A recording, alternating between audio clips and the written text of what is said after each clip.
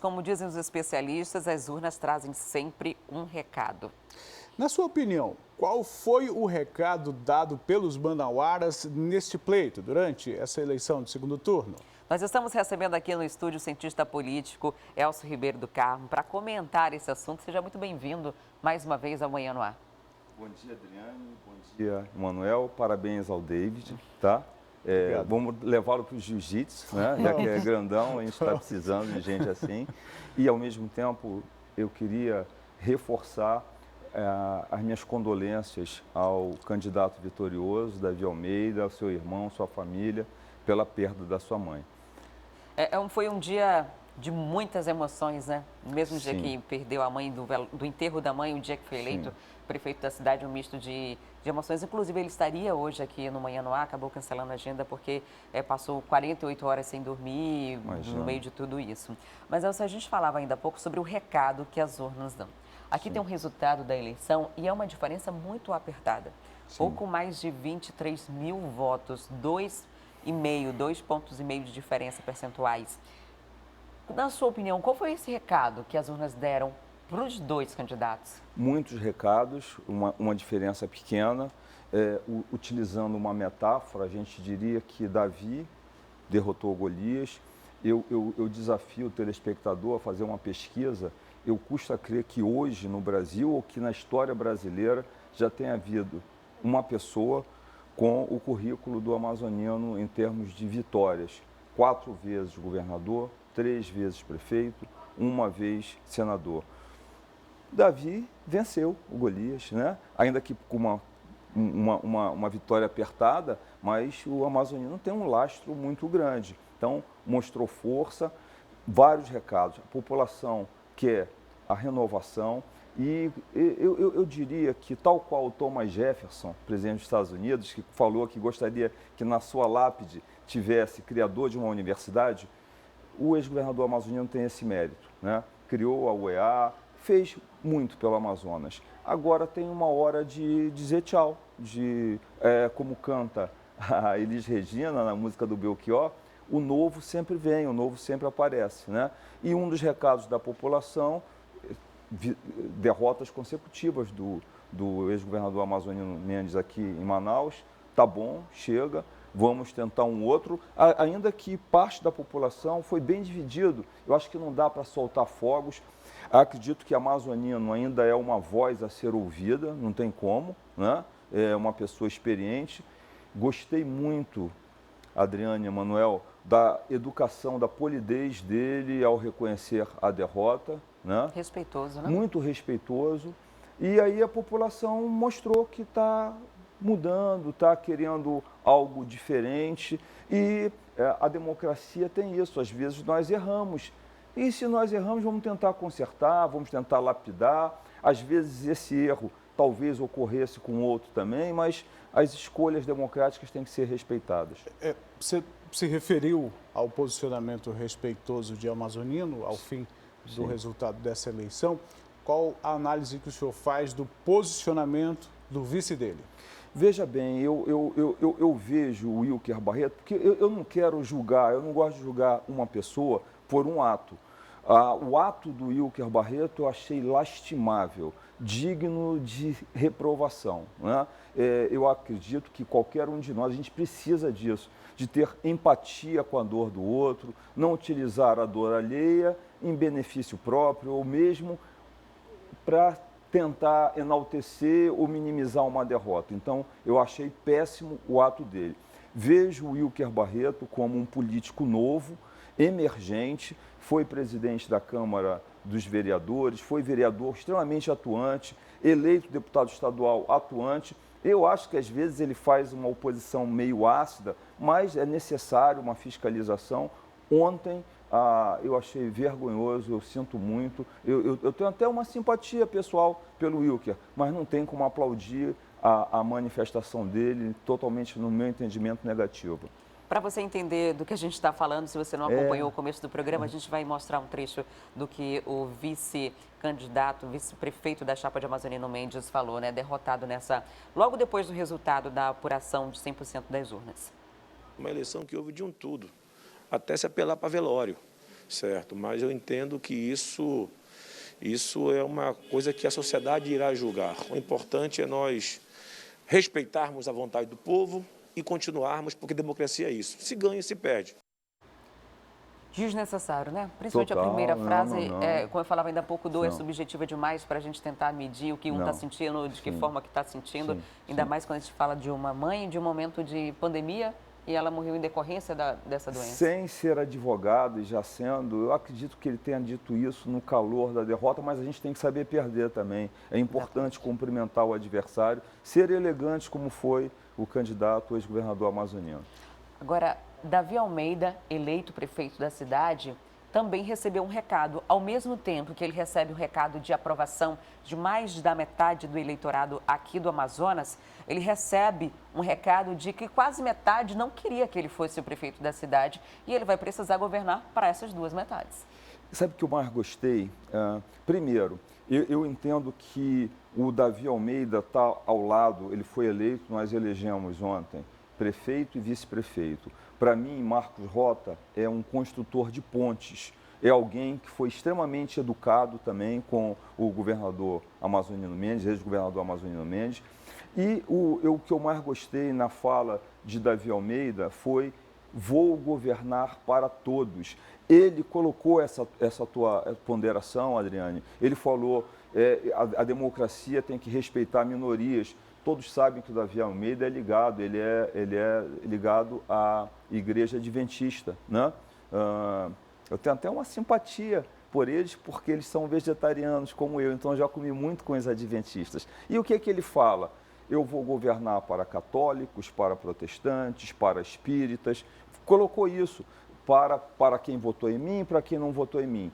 Palmas. Eu adoraria, nesse momento, que ele e o governador Wilson Lima caminhassem juntos, aparassem qualquer tipo de arestas. É isso que o Amazonas precisa, é isso que Manaus precisa. O senhor adiantou aí um pouco a sua fala, uma avaliação sobre Marcos Rota. Nós ouvimos ainda há pouco um posicionamento dele. É possível a gente exibir novamente, minha diretora? Vamos acompanhar o que falou o vice-prefeito eleito. Davi foi procurado praticamente por todos os empresários que estão hoje prestando um desserviço à cidade de Manaus e fez questão de não atender nenhum. E eu cumprimentei o Davi exatamente por conta dessa postura. O Davi vai adotar uma posição dura com relação aos empresários do sistema de transporte público, que há muitos anos comandam uma máfia com a anuência do prefeito municipal de Manaus. É óbvio que o vice-prefeito eleito, que é atual vice-prefeito, não falou apenas isso. A gente selecionou porque é um trecho importante. Sim. Ele fala de algo que ele conhece e deve ter acompanhado na condição de vice-prefeito. E agora diz que, na continuidade do cargo junto com o Davi, deverá denunciar e combater isso. Que avaliação você faz? Marcos Rota, eu acho que é uma pessoa extremamente inteligente, né? Ele esteve dentro do sistema e viu, né? Comandou a Secretaria de Obras como eu não tinha visto antes, assim, a pujança dele, né? Olha, eu costumo dizer que às vezes, Emanuel, a utopia serve até para que nós possamos nos guiar, não quer dizer que vamos chegar lá. Eu adoraria que tivesse um direcionamento à questão do transporte urbano. Eu desejo êxito, eu desejo sorte para Marcos Rota e Davi Almeida. Eu custa crer que em 4 anos se resolva a questão do transporte público no Amazonas, sem uma colaboração do transporte público em Manaus, sem uma colaboração do Estado e da União. Isso, se você pegar qualquer país do mundo, foi feito dessa forma. O direito de ir e vir é um direito constitucional. Se o Estado central, a União, virar as costas, não se atentar para isso, a gente vai ter dificuldades.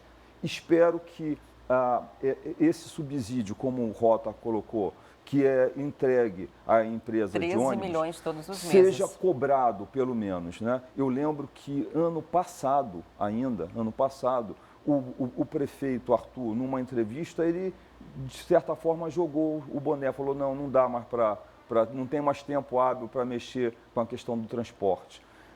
Vamos pegar o dinheiro que a gente está cedendo, né, a essas empresas e cobrar um resultado. Espero que isso seja feito no primeiro momento. Antes da gente falar aqui sobre os votos brancos, nulos, também que tem um recado, inevitavelmente, nessas eleições, de 2012 para cá, a relação de prefeito e vice-prefeito é bem complicada, né? Arthur Neto foi eleito em 2012 com Issa Abraão, que foi secretário de infraestrutura e tinha uma participação atuante, foi demitido durante uma entrevista de rádio e aí criou-se um atrito muito grande entre os dois.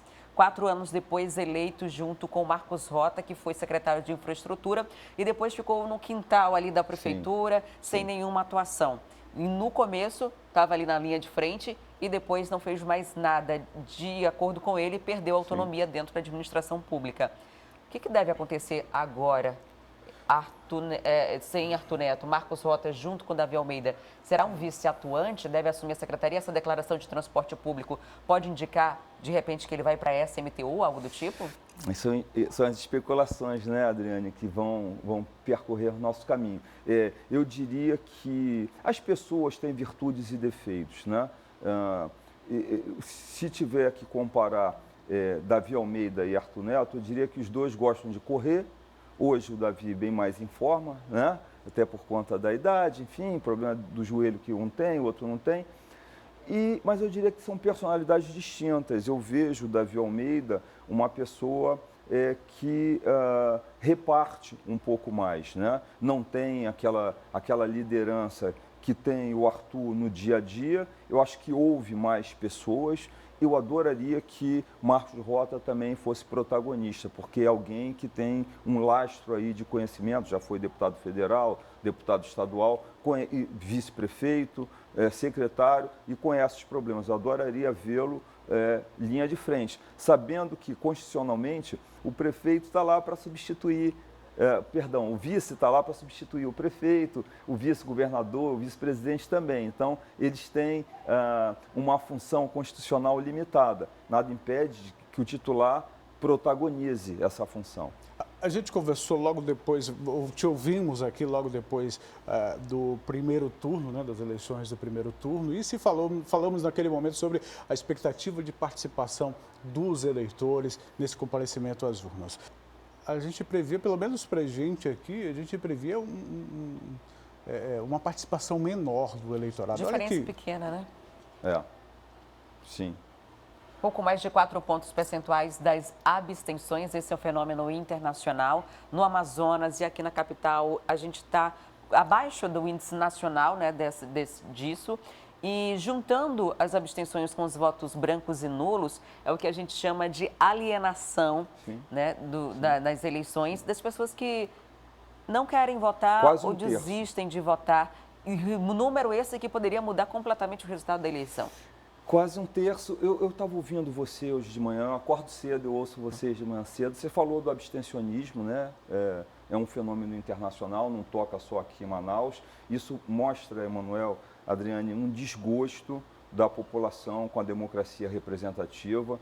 É simples, se o ouvinte sair à rua agora, se nós sairmos à rua, perguntarmos de 10 pessoas que estão passando, e aí, confia na classe política? Infelizmente, a maioria vai dizer não muito, né? E aí, isso gera esse fenômeno aí de, se você juntar abstenção, voto nulo, voto em branco, você vai chegar a cerca de 420 mil votos, né? Quase um terço do eleitorado. Lembrando que Davi Almeida foi eleito com 460, né? 460 mil para Davi Almeida, 420 votos alienados, né? Nulos, brancos e não foi. Isso aí é um recado, no meu entendimento. Mais um, né? Sim, mais um recado, mais um dos recados da população para os políticos. Olha, não estamos gostando, o discurso de vocês às vezes não correspondem aos fatos e a piscina fica cheia de ratos, como Cazuza cantava, né? Cheio de citações. A gente tem agora, para os próximos 4 anos, muitos problemas a serem resolvidos, né? Na sua avaliação, qual é o maior desafio do prefeito ou os maiores desafios do próximo prefeito e vice-prefeito da cidade? Veja bem, Adriane, eu adoraria que a população tivesse consciência de limites de competência do prefeito, né? Nós, durante a campanha, nós vimos muito isso, muito se falar de segurança, vou resolver o papel da segurança. É mais um assunto, Emanuel, que tem que ter um acordo, União, Estado e município. Eu diria que o maior desafio, Manaus é uma cidade-estado, é só o telespectador dar uma olhada, pega aí São Luís, pega Recife, pega Fortaleza, qualquer capital, Manaus é a única que tem mais da metade da população do estado.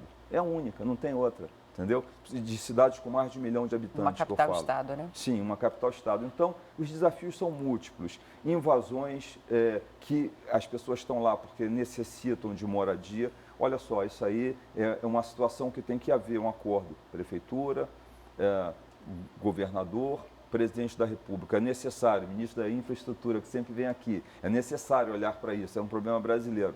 Não dá para resolver o problema do trânsito, da mobilidade de Manaus, pintando a rua apenas. Você tem que oferecer transporte de qualidade, você tem que oferecer, talvez, até pensar em outros modais, vamos ver, mas isso custa caro, não dá para a prefeitura resolver sozinha. Então, seria importante a população ter consciência de limites de competência. Davi Almeida, eu desejo a maior sorte possível a ele, né? Nosso atleta, mas não é um milagreiro, não vai aí, não é o Messias que veio para resolver problemas sérios que a cidade tem de muitos anos. Agora, assim, você acha que Davi tem características que seja capaz de alinhar essas parcerias aí com o Estado e com a União também para enfrentar esses desafios? E outra, ele assegurou para a gente aqui numa entrevista que não vem governador, que que cumpre o mandato de prefeito. Queria, nessa mesma resposta, a tua opinião sobre isso também. Será? Eu adoraria que isso fosse cumprido, adoraria, porque isso é o que gera esses votos nulos, brancos e abstenção. Nós ouvimos ele falar aqui que vai cumprir o mandato inteiro, adoraria que fizesse isso, adoraria que ele fizesse isso irmanado com o governador do estado, irmanado com o vice-prefeito, trabalhando. Eu vejo o Davi Almeida, eu acompanhei a ascensão, ele teve 3 mandatos de deputado estadual, sempre uma pessoa tolerante, sempre tolerante, nunca vi atitude de intransigência do Davi Almeida. Então, eu acredito que é uma pessoa do diálogo, torço para o melhor, com certeza. A gente vai acompanhar até porque a eleição municipal terminou agora e as alianças para a eleição daqui a 2 anos para o governo do estado já estão em andamento, né? Olha, essa semana a gente já vai discutir eleição para a Assembleia Legislativa e eleição para presidir a Câmara Municipal de Manaus, né? E aí, 2022 é amanhã, com certeza. Está logo ali. Obrigada, Elcio, pela sua participação. Nós recebemos o cientista político Elcio do Carmo aqui no Manhã no Ar para fazer uma análise desses números, o que eles significam e principalmente que recado eles dão.